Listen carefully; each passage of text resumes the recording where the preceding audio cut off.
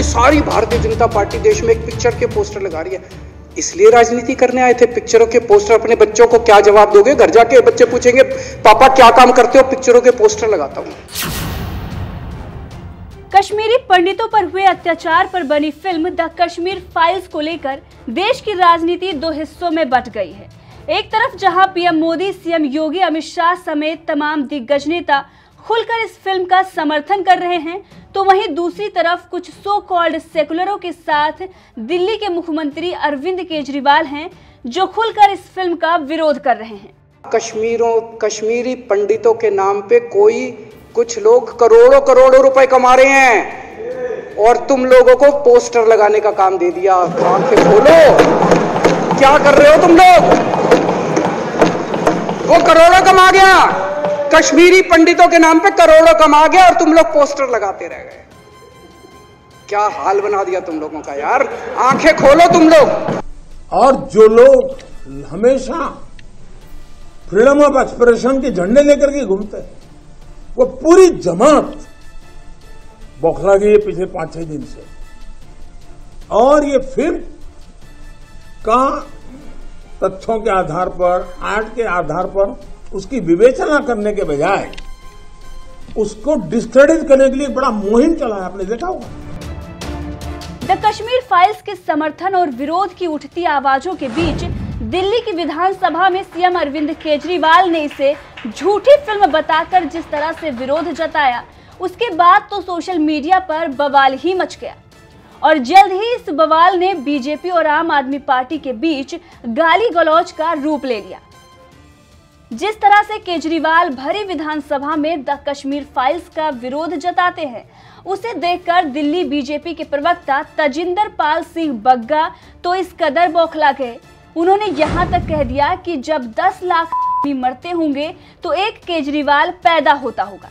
BJP नेता बग्गा ने जैसे ही ये विवादित ट्वीट किया, आम आदमी पार्टी के विधायक अमानतुल्लाह खान तो जैसे बुरी तरह से बौखला गए और अपने नेता अरविंद केजरीवाल के लिए सोशल मीडिया पर ही बीजेपी नेता बग्गा से भिड़ गई और तजिंदर पाल सिंह बग्गा ने ट्वीट पर जवाब देते हुए लिखा, तुम फिर से फड़फड़ाने लगे, बदतमीज लड़के, तुम पोस्टर चिपकाने का काम जारी रखो, जनता तुम्हारी असलियत समझ चुकी है, अब और कितना गिरोगे, नफरत की फैक्ट्री छोड़कर प्यार बांटना सीखो, खुशी मिलेगी।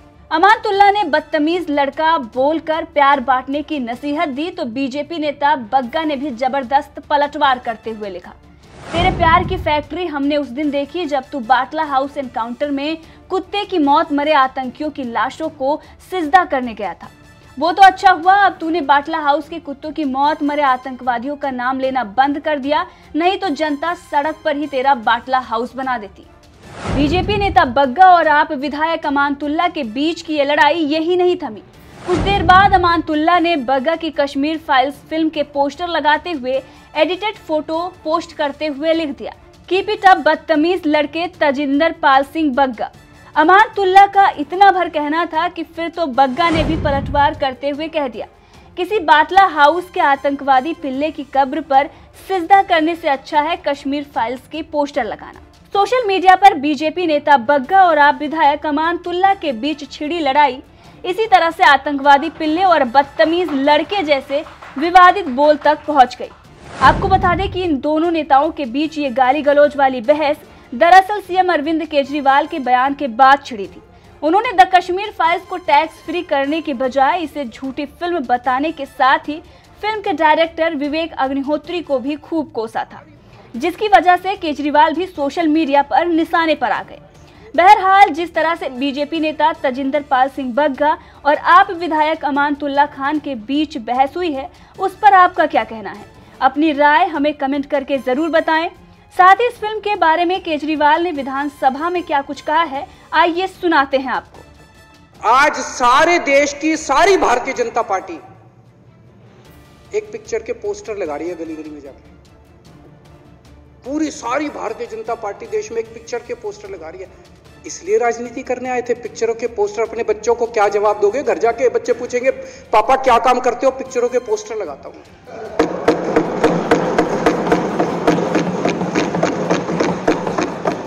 8 साल केंद्र सरकार चलाने के बाद अगर किसी देश के प्रधानमंत्री को विवेक अग्निहोत्री के चरणों में शरण लेनी पड़े तो इसका मतलब उस प्रधानमंत्री ने 8 साल में कोई काम नहीं किया। 8 साल खराब कर दिए। बताओ, विवेक अग्निहोत्री के चरणों में उनको शरण लेनी पड़ रही है, बचा लो बचा लो बचा लो। अगर किसी प्रधानमंत्री को कह रहे हैं कश्मीर फाइल्स टैक्स फ्री करो, अरे यूट्यूब पे डाल दो, फ्री हो जाएगी। टैक्स फ्री क्यों करा रहे हो? इतना ही तुमको शौक है, विवेक अग्निहोत्री को बोलो यूट्यूब पे डाल देगा, सारी पिक्चर फ्री है, सारे जने देख लेंगे एक ही दिन के अंदर। टैक्स फ्री की क्या जरूरत है? यूट्यूब पे क्यों नहीं डाल? कल एक मैंने अखबार में पढ़ा, हरियाणा के अंदर एक भारतीय जनता पार्टी का ही एक एमएलए था, उसने कहा आज मैं पार्क के अंदर इसकी फ्री स्क्रीनिंग करूंगा। तुरंत विवेक अग्निहोत्री का ट्वीट आया खट्टर साहब के, खट्टर साहब देखो ये फ्री में कर रहा है, इसको बोलो टिकट लेके करेगा। भाई साहब, कश्मीरी पंडितों के नाम पे कुछ लोग करोड़ों रुपए कमा रहे हैं और तुम लोगों को पोस्टर लगाने का काम दे दिया। आंखें खोलो, क्या कर रहे हो तुम लोग? वो करोड़ों कमा गया, कश्मीरी पंडितों के नाम पे करोड़ों कमा गया और तुम लोग पोस्टर लगाते रह गए। क्या हाल बना दिया तुम लोगों का यार। आंखें खोलो तुम लोग, सारे जने बीजेपी छोड़ के आम आदमी पार्टी में आ जाओ।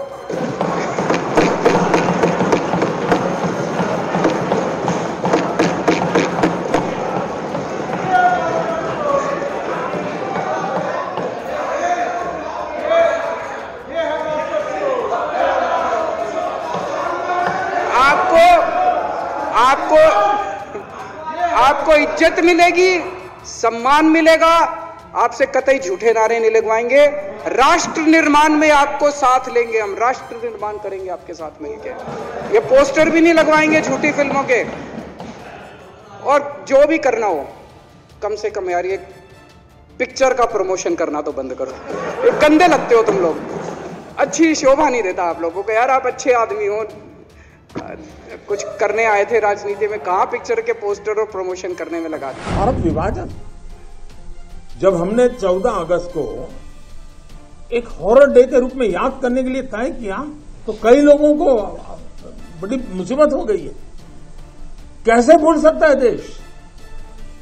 कभी कभी उसमें से तुम्हें तो सीखने को मिलता है। भारत विभाजन में ऑथेंटिक कोई फिल्म नहीं बनी और इसलिए इन दिनों आपने देखा होगा कश्मीर फाइल फिल्म की चर्चा चल रही है। और जो लोग हमेशा फ्रीडम ऑफ एक्सप्रेशन के झंडे लेकर के घूमते हैं, वो पूरी जमात बौखला गई है पिछले 5-6 दिन से।